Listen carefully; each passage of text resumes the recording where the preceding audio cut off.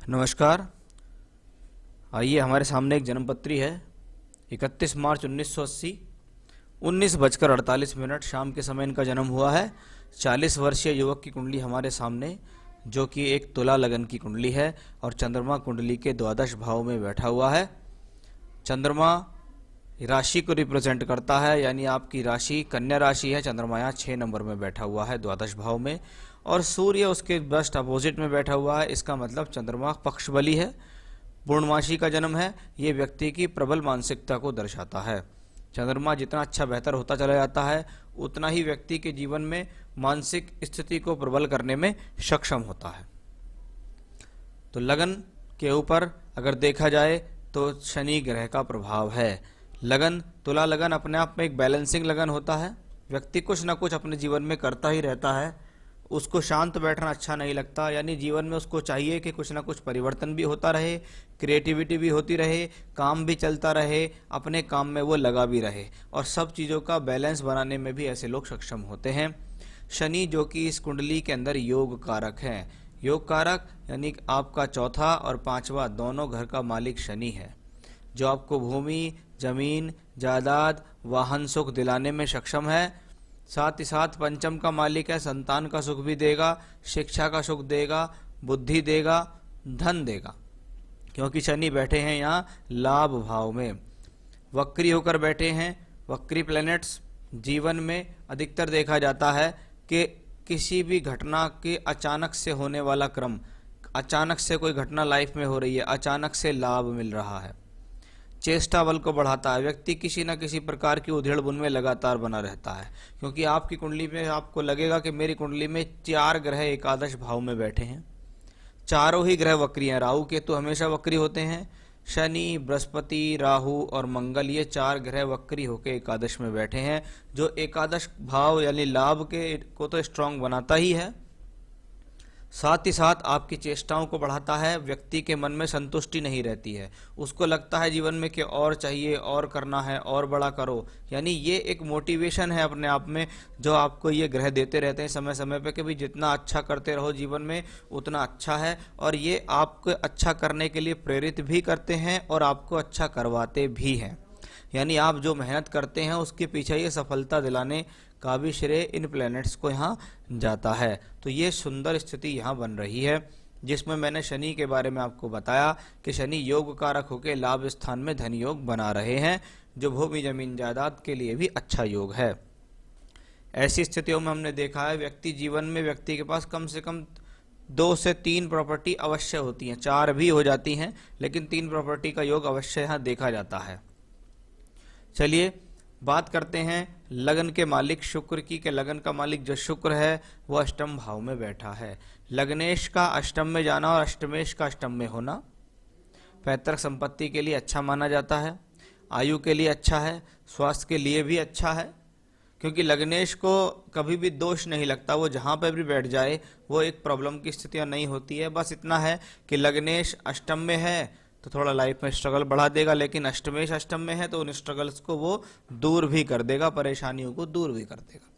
केंद्र स्थान खाली है। जब केंद्र स्थान खाली होता है तो ये 4 पिलर होते हैं किसी भी कुंडली के, और जब ये चारों पिलर खाली हों, केंद्र स्थान बिल्कुल ब्लैंक पड़ा हुआ हो, तो इसका मतलब हमेशा ये होता है कि व्यक्ति जीवन में जिस जन्म स्थली पे पैदा हुआ होता है वहाँ से वो अन्य स्थान पर चला जाता है, अन्य स्थान पर जाके जीवन में तरक्की कर लेता है। बुध और केतु जब पंचम भाव में बैठे, एक तो भाग्येश होके बुध यहाँ बैठा है, ये लक्ष्मी के लिए अच्छा है, पैसे के लिए अच्छा है, भाग्य के लिए अच्छा है। वहीं बुद्धि स्थान पे बैठा हुआ बुध केतु जरूरत से ज़्यादा आपको तीव्र बनाता है, कुशाग्र बुद्धि देता है, तेज देता है, चपल देता है, लेकिन थोड़ा बहुत व्यक्ति के अंदर स्वार्थ भी आ जाता है। यानी व्यक्ति किसी भी कार्य को शुरू करने से पहले उसके मन में ये स्वार्थ आना शुरू हो जाता है कि भाई इस कार्य से मेरा क्या फ़ायदा होने वाला है। तो ये अपने आप में ठीक पोजीशन है, कोई खराब स्थिति नहीं है। अब यहाँ देखिए आप बृहस्पति और सूर्य का राशि परिवर्तन। छठा घर जब एकादश भाव से राशि परिवर्तन करे तो लाभ का स्थान छठे घर से राशि परिवर्तन कर रहा है, यानी व्यक्ति कभी कभी दूसरों के नुकसान से भी गेन प्राप्त कर लेता है। अब होता क्या है वो मैं आपको बताता हूँ। डॉक्टर्स होते हैं, लॉयर होते हैं, टैक्स के वकील होते हैं या मेडिकल से रिलेटेड कोई कार्य करने वाले हों, ऐसे लोग क्या होते हैं, दूसरे के नुकसान से फ़ायदा उठाते हैं। किसी को चोट लग गई, डॉक्टर ने उस पर पट्टी कर दी, डॉक्टर को उसका पैसा मिल गया। किसी का केस चल गया, वो केस हार गया या जीत गया, लेकिन वकील के जेब में वकील का पैसा आ गया। तो ऐसी कंडीशंस देने में ये प्लेनेट अपने आप में सक्षम है।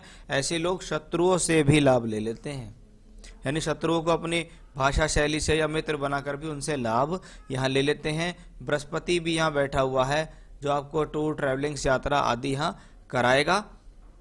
तो ये पोजीशन भी अपने आप में यहाँ ठीक दिखाई दी है। अधिकतर जब बृहस्पति के साथ राहु हो जाता है और एक तरफ शनि मंगल भी हैं, ये व्यक्ति को कभी कभी बहुत ज़्यादा स्वभाव में हटी जिद्दी बना देता है। व्यक्ति को किसी भी चीज़ की धुन चढ़ जाती है कि नहीं, मुझे तो ये करना ही है, मैं तो इसे करूँगा ही करूँगा। उसको समझाने के बावजूद भी उसके दिमाग में वो स्थिति नहीं आती। तो थोड़ा सा ये चीज़ आपके लिए एक नकारात्मक स्थिति को शो करती है कि अपने विवेक को जागृत कीजिए। दूसरे के कहिए में नहीं चलना है आपको, विवेक को आपको अपने जागृत रख के चलना होगा कि भाई मुझे अपने जीवन में तरक्की करनी है, बहुत संभल के करनी है, किसी के दूसरे के चक्कर में नहीं आना है। क्रोध में, जोश में, जल्दबाजी में, इनसे आपको बहुत ज़्यादा दूर रहना होगा। मंगल भी यहाँ बहुत अच्छे धन योग में है जो शनि के साथ है।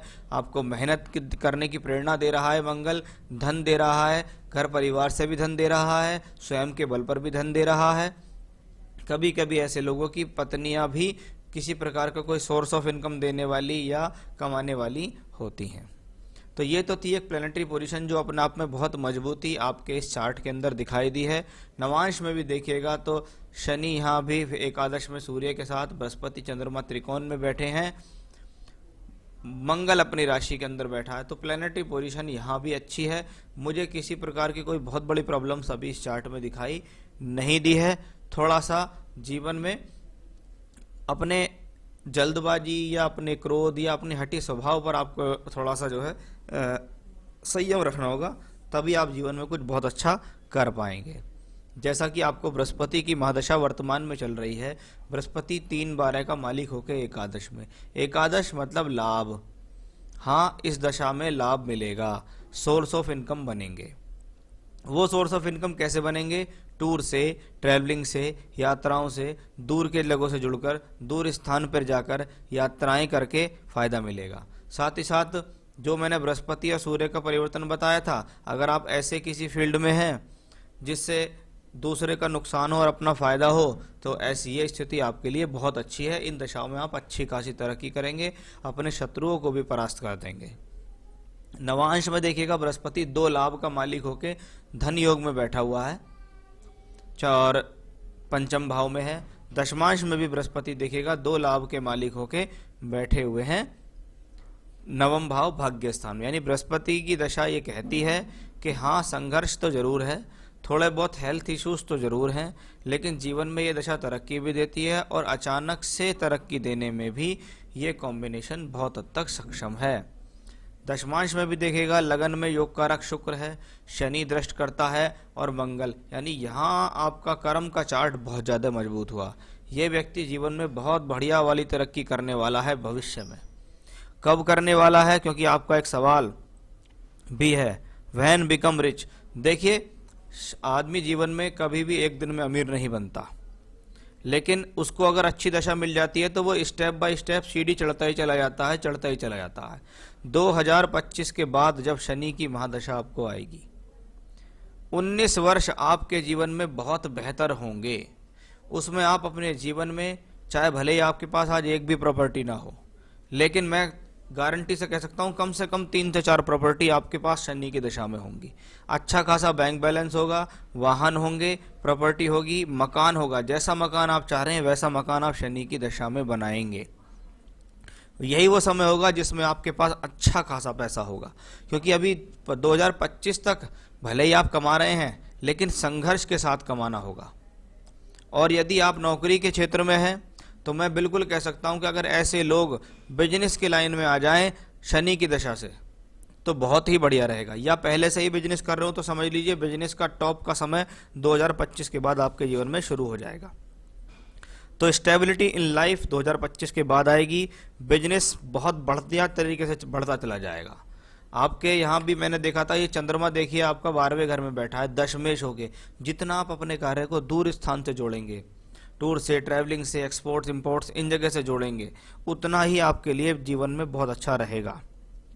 तो आपके स्टेबिलिटी इन लाइफ के बारे में बताया, business increase step by step increase होगा, कोई बड़ी समस्या नहीं आ रही है। छोटे मोटे उपाय बता दूंगा, करते रहिएगा, उनसे लाभ हो जाएगा। कब आप रिच होंगे वो भी बता दिया। अबाउट चिल्ड्रन करियर, देखिए बच्चे का करियर बच्चे की कुंडली से ही पता लगेगा, आपके से नहीं पता लगेगा।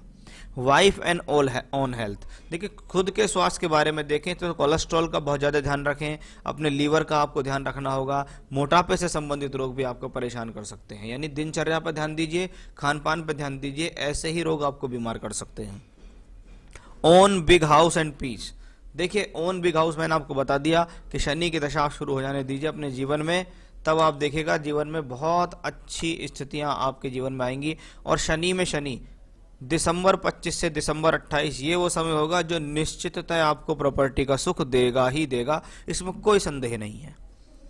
तो ये था आपका हॉरोस्कोप, अपने आप में बहुत अच्छी स्थितियां आपके इस चार्ट में दिखाई दी। ईश्वर कृपा से आप भविष्य में बहुत अच्छी तरक्की करने वाले हैं।